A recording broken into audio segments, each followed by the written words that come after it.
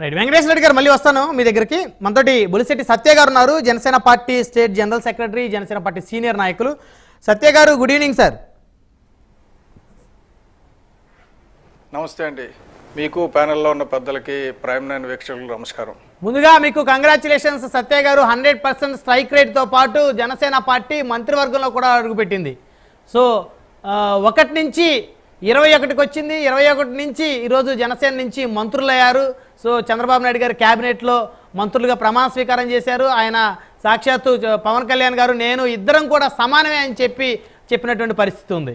So మొత్తానికి కొత్త మంత్రుల్ని ఎలా చూద్దాం? సత్య గారు సాటిస్ఫై అయినా జనసేన పార్టీ తరపు నుంచి మీరు? పూర్తిగానండి. ఎందుకంటే పవన్ కళ్యాణ్ గారు ఎప్పుడు కూడా పదవుల వెంట కానీ రాకపోతే పవర్ వెంట కానీ వెళ్ళలేదండి. చాలామంది చెప్తూ వచ్చారు ఇప్పటి వరకు పవన్ కళ్యాణ్ గారికి రాజకీయం చేయడం తెలియదు, ఆయన వెనకతల జనం ఉన్నారు కానీ ఓట్లుగా మలుచుకోవడం తెలియదు, అలా చెప్పి చాలా రకరకాల చెప్పడం మొదలెట్టారు. నేను ఎప్పుడు బిగినింగ్ నుంచి మీకు చూసే ఉంటారు. నేను ఎప్పుడు కూడా నేను చెప్పింది ఏంటంటే పవన్ కళ్యాణ్ గారు రాజకీయాలు చేయడానికి కాదు, రాజకీయాలు మార్చడానికి వచ్చారని. ఇప్పుడు రాజకీయాలు మార్చడం తన మనుషులు తనకు ఓటేయడమే కాకుండా వేరే ఇతర పార్టీ మనుషులు కూడా తనకు ఓటేసేటట్టు, అలాగే మన మనుషులు వేరే పార్టీకి ఓట్లు వేసేటట్టు, అది చాలా పర్ఫెక్ట్గా, అంత పర్ఫెక్ట్గా ఇప్పటి వరకు దేశంలో అక్కడ జరగలేదండి.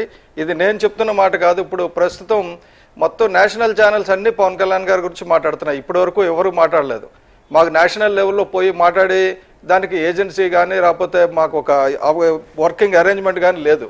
కానీ మొత్తం ఉత్తర భారతం అంతా కూడా పవన్ కళ్యాణ్ గారిని ఈరోజు పొగుడుతుందంటే కారణం ఏంటంటే ఆయన ఒక నిబద్ధతతోటి రాష్ట్రం గురించి, ప్రజల గురించి ఈ పొత్తు క్రియేట్ చేయడం కానీ, కూటమి క్రియేట్ చేయడం కానీ, ఆ తర్వాత కూటమి వచ్చిన తర్వాత కూడా తగ్గడం కానీ, ఆ తర్వాత వచ్చిన తర్వాత కూడా ఇప్పుడు చూడండి మంత్రివర్గంలో చూస్తే ఆయనకు అత్యంత ఇష్టమైన, ఆయన వచ్చింది 2 కారణాలండి.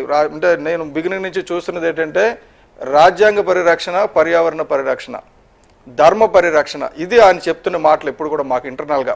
సో ఈరోజు పంచాయతీరాజ్ తీసుకోవడంలో నాకు నచ్చింది ఏంటంటే గ్రామ స్వరాజ్యం స్థాపించడానికి, గ్రామ స్థాయిలో స్వరాజ్యం స్థాపించడానికి ఆయన ఒక తీసుకున్నారు. అలాగే గ్రామీణ అభివృద్ధి, గ్రామీణ నీటి సరఫరా, అటవీ శాఖ, పర్యావరణం. ఇప్పుడు చూడండి గ్లోబల్ వార్మింగ్ ఇప్పుడున్న పరిస్థితి ఏంటంటే ఢిల్లీలో 53 డిగ్రీల టెంపరేచర్ వచ్చింది. ఉత్తర భారతం అంతా కూడా హీట్ వేవ్ నడుస్తుంది. మనకు నార్మల్గా విజయవాడలో కూడా 50 డిగ్రీల టెంపరేచర్ ఎండాకాలంలో వచ్చేది. అంటే ఇప్పుడు మనం అక్కడ ఏ డెవలప్మెంట్ చేసినా పర్యావరణాన్ని పరిరక్షిస్తూ అభివృద్ధి ప్రస్థానం అనేది పవన్ కళ్యాణ్ గారు చెప్పడానికి కారణం ఏంటంటే తప్పనిసరిగా మనం పర్యావరణాన్ని, అటవీ తాలకు విస్తీర్ణం పెంచాలి. ఆయన అటవీ శాఖ తీసుకున్నారు. నాకు తెలిసి నేను అనుకోవడం ఏంటంటే, నేను ఆ చర్చల్లో లేను కానీ ఆయనకి కావాల్సిన శాఖలు మాత్రం ఆయన తీసుకున్నారు. ఎందుకంటే ఏట్ల మీద ఫోకస్ చేయాలో ఏ ఏరియా మీద, అంతే తప్ప మనకు అధికారం రావాలి, పవర్ రావాలి, మొత్తం డబ్బున్న వాళ్ళందరూ మన చుట్టూ పరిగెట్టాలి అనేటట్టు కాకుండా ఈ శాఖలు నార్మల్గా ఎవరైనా అడిగితే హోమ్ అడుగుతారు, రాకపోతే లా అండ్ ఆర్డర్ తీసుకుంటారు, లేకపోతే ఫైనాన్స్ తీసుకుంటారు, లేకపోతే రెవెన్యూ తీసుకుంటారు. ఇవన్నీ పక్కన పెట్టేసి పంచాయతీరాజ్ అంటే ఆయన ఇదివరకు కూడా 2018లో చివరిలో, అంటే 2019 ఎన్నికలకు ముందు పంచాయతీ సర్పంచుల సదస్సు ఒకటి పెట్టారండి. మాజీ పంచాయతీ సర్పంచులు అందరినీ తీసుకొచ్చి ఒక 1000 మందిని గోదావరి ఒడ్డునే పంచాయతీ సర్పంచులు సదస్సు పెట్టి ఆయన ఒకటే మాట చెప్పారు, మేము అధికారంలోకి వస్తే మీ హక్కులు మీకు ఇచ్చేస్తాం, వేరే కమిటీలు ఏమి ఉండవు, ఇందిరమ్మ కమిటీలు, జన్మభూమి కమిటీలు, వైఎస్ఆర్ కమిటీలు, ఇటువంటి కమిటీలు ఏమి ఉండవు, మీ హక్కులు మీకు ఇస్తామని చెప్పడం జరిగింది. అలాగే ఏంటంటే గ్రామ స్వరాజ్యానికి ఒక నాంది పవన్ కళ్యాణ్ గారు తీసుకున్నది. గ్రామం నుంచి అభివృద్ధి చెందడం ప్రారంభించింది అనుకోండి, మనకు బాగుంటుంది. అలాగే శేషాచలం అడవులు నాశనం చేస్తున్నారు, నల్లమల్ల అడవులు నాశనం చేస్తున్నారు. నల్లమల్ల గురించి ఆయన ఒక రౌండ్ టేబుల్ అన్ని పార్టీలతో హైదరాబాద్ లో పెట్టారు, మీకు తెలిసే ఉంటుంది. అలాగే మనకు రావాల్సినవి కూడా ఇప్పటి వరకు మనం సాధించి జాయింట్ యాక్షన్ కమిటీ అని పెట్టి, ఫ్యాక్ట్ ఫైండింగ్ కమిటీ అని పెట్టి మన కేంద్రం నుంచి రావాల్సిన నిధులు అన్నిటి గురించి మొట్టమొదటి నుంచి కళ్యాణ్ గారు రిక్వెస్ట్ చేస్తున్నది ఏంటంటే అఖిలపక్షం ఒకటి వేయండి, మనం కేంద్రాన్ని వెళ్ళి నిలదీద్దాం.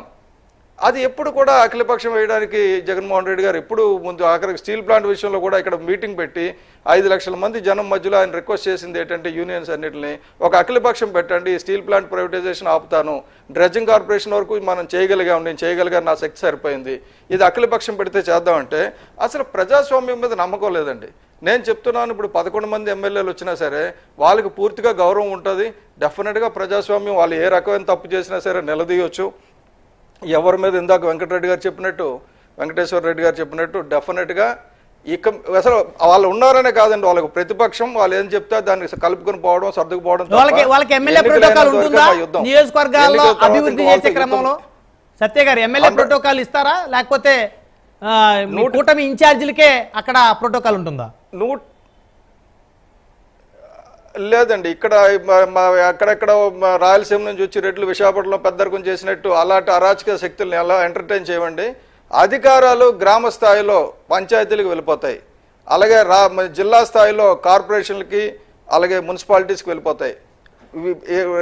ఎమ్మెల్యేలు ఎంపీలు ఆ చట్టాలు తయారు చేయడానికి, చట్టాలు అమలు అవుతున్నాయో లేదో చూడడానికి మాత్రమే పరిమితం అవుతారు. ఇది 29 దాటిన తర్వాత ఒక మంచి పరిణామం మీరు చూడొచ్చండి. 29 వచ్చేసరికి అసలు రాజ్యాంగం ఉన్న బ్యూటీ ఎంత అంటే, మన రాజ్యాంగం ఎంత కల్పించింది, ఎన్ని అవకాశాలు కల్పించింది, అవన్నీ కూడా మనం చూడడానికి వీలవుతుందండి. నాకు తెలిసి పంచాయతీరాజ్ కానీ, గ్రామీణాభివృద్ధి కానీ, గ్రామీణ నీటి సరఫరా కానీ, అటవీ శాఖ కానీ, పర్యావరణం కానీ, సైన్స్ అండ్ టెక్నాలజీ కానీ, ఇవన్నిట్లో కూడా పవన్ కళ్యాణ్ గారు తనదైన ముద్ర వేస్తారండి, అందులో అనుమానం లేదు.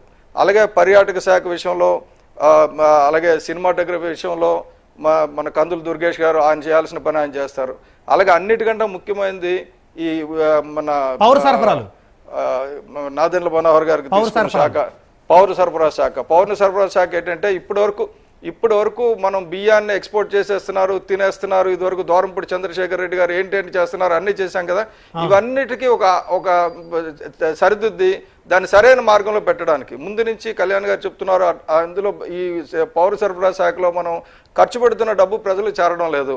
నాసిరకం బియ్యం కొనడం మనం ఇస్తున్నాం కానీ వాళ్ళు అమ్మేసుకుంటున్నారు. ఆ అమ్మేసుకున్న బియ్యం మళ్ళీ ఎక్కడికో ఎక్స్పోర్ట్ అవుతున్నాయి. ఇది ఒక పెద్ద ర్యాకెట్ తయారైపోయింది, ఈ ర్యాకెట్ ని కట్ చేయాలని చెప్పేసి. కాబట్టి ఆయన తీసుకున్న అన్ని కూడా ఆలోచించి, నాకు తెలిసి ఒక మార్పు గురించి తీసుకున్న శాఖలండి. మా ముగ్గురు మంత్రులు తీసుకున్న శాఖలు చూస్తే డెఫినెట్ గా ఇందాక విక్రమ్ పూల గారు చెప్పింది కూడా నేను విన్నాను, అంటే ట్రావెలింగ్ లో ఉన్నాను ఆ టైంలో. ఇది ఒక మార్పు కోసం తీసుకున్నది. ఈ మంత్రివర్గ కూర్పులో కానీ, శాఖల కేటాయింపులో కానీ చంద్రబాబు నాయుడు గారు పూర్తి పరిపక్వత చూపించారు. అలాగే పవన్ కళ్యాణ్ గారు కూడా తనకు ఇష్టమైన శాఖలు తీసుకున్నారు. ఇది చాలా మంచి పరిణామం అండి. నేను వెంకటేశ్వర రెడ్డి గారు చెప్పినట్టు, వైసీపీ చెప్పినట్టు మేము తప్పకుండా ఈ సూచన మాత్రం 100% నేను వైసీపీ అతను చెప్పిన సూచన నేను పాటిస్తామండి, అది చెప్తున్నాను. ఇక్కడ నాకు ఒక చిన్న డౌట్ ఉంది సత్య గారు, కూడా చెప్తున్నా. సత్య గారు నాకు చిన్న డౌట్ ఉంది ఇక్కడ. పవన్ కళ్యాణ్ గారికి సంబంధించినటువంటి శాఖ ఏదైతే ఉందో పంచాయతీ రాజు, గ్రామీణాభివృద్ధి, తాగునీటి సరఫరా, ఇప్పుడు రూరల్ డెవలప్మెంట్ కింద సెర్ప్ ఉంది కదా, society for elimination of rural poverty. మరి ఈ శాఖని కొండపల్లి శ్రీనివాస్ గారికి ఇచ్చారు. ఈ శాఖ కూడా పవన్ కళ్యాణ్ గారి కింద ఉంటే బాగుండేది కదా. తప్పకుండా బాగుండేది. కానీ ఒకటండి, డిస్ట్రిక్ట్ వాటర్ మేనేజ్మెంట్ అథారిటీ అని ఒకటి, district rural management district rural management agency అని ఒకటి, రెండు ఉన్నాయండి. DWMA, DRDA. ఈ రెండు కానీ సరిగ్గా ఫంక్షన్ చేస్తే, నేను చెప్తున్నా ఇందాక రోడ్ల విషయం కాదండి, ఈ రెండు కానీ సరిగ్గా ఫంక్షన్ చేస్తే అసలు గ్రామస్తులు ఎవడు కూడా పట్టణాలకు రారండి. మంత్రులు ఎదుర్కొండ తిరగడం కానీ ఎక్కడ తిరగరు, ఎందుకంటే వాళ్ళకి కావాల్సినవన్నీ అక్కడే దొరికేస్తాయి. నీటి యాజమాన్యం కానీ సరిగ్గా జరిగితే, అలాగే డెవలప్మెంట్ కానీ కరెక్ట్గా జరిగితే, నెక్స్ట్ రూరల్ డెవలప్మెంట్, గ్రామీణ అభివృద్ధి కూడా తీసుకున్నారు ఆయన. ఎప్పుడైతే గ్రామీణ అభివృద్ధి ఉందో, సార్ కొన్ని పథకాలకి సర్పులో డబ్బులు వస్తాయి, ఆ పథకాల డబ్బులు ఈయన ద్వారా వెళ్తే బాగుంటుంది అనేది చాలా మంది నాకు చెప్పడం జరిగింది. కానీ బేసిక్ థింగ్ ఏంటంటే, పవన్ కళ్యాణ్ గారు ఫోకస్ ఇప్పుడు ఇదివరకు ఎలాగైతే ఎన్నికల్లో గెలడం మీద కాకుండా మార్పు మీద ఉందో, ఇప్పుడు కూడా ఆయన పూర్తిగా మార్పు మీదే, అంటే సమాజంలో పూర్తిగా గ్రామ స్వరాజ్యం తీసుకురావాలి, ప్రజలకు హక్కుల గురించి తెలియజేయాలి, బలమైనోడికైనా బలహీనోడికైనా చట్టం ఒకలాగా పనిచేయాలి, బలమైనోడికైనా బలహీనుడికైనా. ఎస్ అధికారంలో ఉన్నోళ్ళైనా అధికారంలో లేనోళ్ళైనా అదే హక్కు ఉంటుందండి. బేసిక్ థింగ్ ఏంటంటే, తెలుసుకోవాల్సింది ఏంటంటే, అధికారంలో ఉన్నా ఉండకపోయినా ఒకటే హక్కు ఉంటుంది. కొంతమంది కార్యకర్తలు ఏదైనా పొరపాటును మాట్లాడి ఉంటే కూడా, టీడీపీని ఇదివరకు చాలా హింసించారు కాబట్టి ఒకరిద్దరు కార్యకర్తలు మాట్లాడతారు. కానీ అది చంద్రబాబు నాయుడు గారి లెవెల్లో కానీ, లోకేష్ గారి లెవెల్లో కానీ, మంత్రి లెవెల్లో కానీ, ఎమ్మెల్యే లెవెల్లో కానీ అటువంటి మాటలు ఉండవండి. నెక్స్ట్ అటువంటి ఎవరైనా చేస్తే కూడా దాన్ని కంట్రోల్ చేసి, కట్టడి చేసి, పూర్తిగా ధర్మాన్ని పరిరక్షించేటట్టు. అయితే ఒక్కటి మాత్రం నేను చెప్తున్నా, గతంలో చేసిన పొరపాట్లకు మాత్రం శిక్ష 100% అనిపించాల్సి ఉంటుంది. రావాలనుకుంటున్నా. ఎవరైతే మీ అధినేతని ఇష్టానుసారంగా దూషిస్తూ గతంలో ప్రభుత్వం సెక్యూరిటీ తోటి వాళ్ళు చలామణి అవుతూ మీ అధినేతని వారి కుటుంబ సభ్యులు కూడా పదే పదే మీడియా ముందు సోషల్ మీడియాలో ఇష్టానుసారంగా దూషించి మానసికంగా మీ పార్టీ శ్రేణులు కూడా మానసికంగా వేధించినటువంటి వారు కొంతమంది ఉన్నారు. మరి వారి మీద కనీసం చర్యలు తీసుకునేటువంటి పరిస్థితి ఏం లేదా చట్టపరంగా అయినా? బ్రహ్మనాయుడు గారు ఒక్క పాయింట్ అండి, అది మీరు ఆ సబ్జెక్ట్ లోకి వెళ్ళే ముందు ఒక్క పాయింట్ యాడ్ చేస్తాను. వస్తాను సత్య గారితో మాట్లాడిన తర్వాత మీ దగ్గరికి వస్తాను. సత్య గారు అట్లా కాదు, అది కాదు, ఈ సబ్జెక్ట్ కి సంబంధించిందండి. అంటే అది కాదు, ఆయన నా గురించి అడుగుతున్నట్టున్నారు, అడగనే. దయచేసి ఒక 2 నిమిషాలు వస్తాను మీ దగ్గరికి వస్తాను. అట్లా కాదు, పాయింట్ ఏంటంటే ఈ అంటే మనకి రాజ్యాంగం 72, 73 అమెండ్మెంట్స్ ద్వారా స్థానిక సంస్థలుగా బదలాయించాల్సినటువంటి అధికారాలు ఉన్నాయండి. 32 అధికారాలు ఉన్నాయి.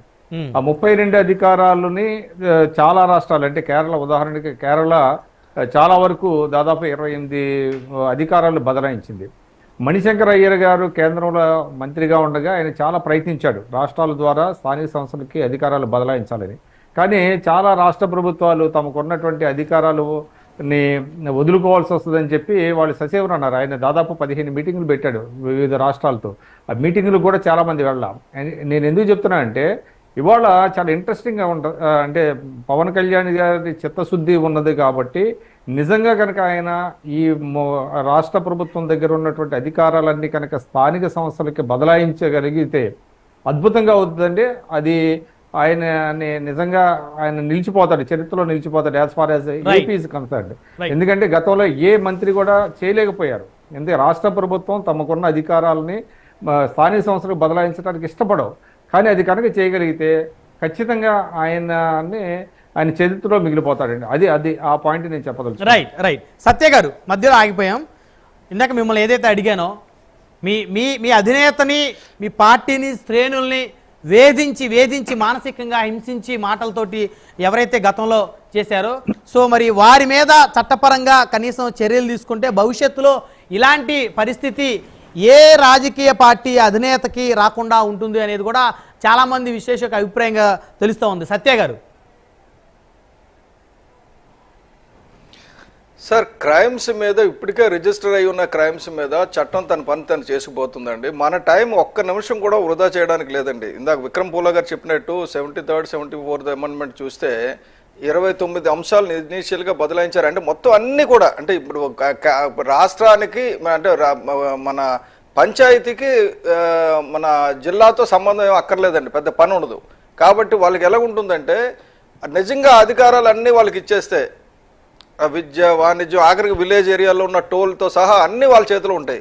అలాగానే ఎప్పుడైతే వచ్చిందో న్యాచురల్గా ఆ డెవలప్మెంట్ వస్తుందండి. నాకు తెలిసి 100కి 100% పవన్ కళ్యాణ్ గారు పంచాయతీరాజ్ని బలపరచడానికి, పంచాయతీ సిస్టమ్ని బలపరచడానికి, గ్రామ స్వరాజ్యాన్ని తీసుకురావడానికి డెఫినెట్గా ఆయన కృషి చేస్తారండి. ఆయన మార్క్ అక్కడ ఉంటుంది. ఆయన చరిత్రలో ఈ ఒక్క శాఖతోటే చరిత్రలో నిలబడిపోతారు. అలాగే అటవీ శాఖ ఆయన ఇష్టపడి తీసుకున్నదండి. కారణం ఏంటంటే నాకు తెలుసు ఆయనకి ఆ శాసనసభలో అడవులు కొట్టేస్తున్నారు, నెక్స్ట్ నల్లమలలో నాశనం అయిపోతుంది, వాటి మీద ఆయన చాలా తపన పడతాడండి. ఒక చెట్టుని ఆయన షూటింగ్ పర్పస్ గురించి కూడా అడ్డొస్తుందని ఒక చెట్టు కొడితే పెద్ద గొడవ పెట్టిన వ్యక్తి. అటువంటిది గతంలో మనం ముఖ్యమంత్రి గారు చూస్తే మనం యూనివర్సిటీ అంతా తుడిచేశారు. ఇప్పుడు అక్కడ కూడా మనం వన మహోత్సవం చేస్తాం, వాళ్ళు తిట్టక్కర్లేదు, మనం చేస్తూ పోతే చాలు. ఇప్పుడు వాళ్ళు ఏం చేశారనేది పక్కన పడేసి మనం ఇప్పుడు ప్రారంభించిన దగ్గర నుంచి ప్రతిరోజు ఇంపార్టెంట్ అండి. ఈ కూటమి ప్రభుత్వానికి ప్రతిరోజు ఇంపార్టెంటే. ఈ 5 సంవత్సరాలు కూటమి చేసిన డెవలప్మెంట్ యాక్టివిటీస్ మీదే కూటమి భవిష్యత్తు, రాష్ట్ర భవిష్యత్తు ఆధారపడి ఉంటుంది. కాబట్టి నాకు తెలిసి చంద్రబాబు నాయుడు గారిలో కూడా మీరు చూస్తే విపరీతమైన మార్పు వచ్చింది. అది నేను అంటే ఫిజికల్గా ఆయన చూసినప్పుడు నాకు అర్థం అవుతుంది. ఎందుకంటే విపరీతమైన మార్పు వచ్చింది. ప్రజలైతే బ్రహ్మరథం పడుతున్నారు. ఇటువంటి అవకాశం ఇంకెప్పుడు రాదు.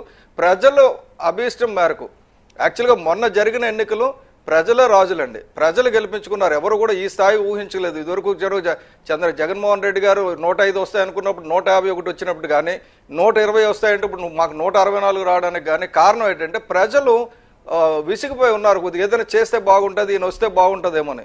ఇప్పుడు కానీ ఇంకా చేయలేదు అనుకోండి, వాళ్ళకి ప్రజాస్వామ్యం మీద నమ్మకమే పోతుంది ఇంకా అసలు. కాబట్టి ప్రజాస్వామ్యం మీద నమ్మకాన్ని, అలాగే పర్యావరణాన్ని పరిరక్షించి అభివృద్ధి ప్రస్థానం అనే జనసేన పార్టీ సిద్ధాంతాన్ని ముందుకు తీసుకెళ్లే విధంగా పరిపాలన ఉంటుందండి. డెఫినెట్గా నాకు తెలిసి జనసేన తీసుకున్న శాఖలే కాకుండా మిగతా శాఖల మీద కూడా డెఫినెట్గా ఎక్కడైనా తప్పు జరిగితే తప్పని చెప్పి, ఎందుకంటే ఇదివరకు కూడా చెప్పి టీడీపీకి మద్దతు ఇచ్చినప్పుడు కూడా ల్యాండ్ ఎక్విజిషన్ పెడతానంటే వద్దని చెప్పి పవన్ కళ్యాణ్ గారు ఒక సంవత్సరంలోనే రోడ్డు ఎక్కిన పరిస్థితి ఉంది.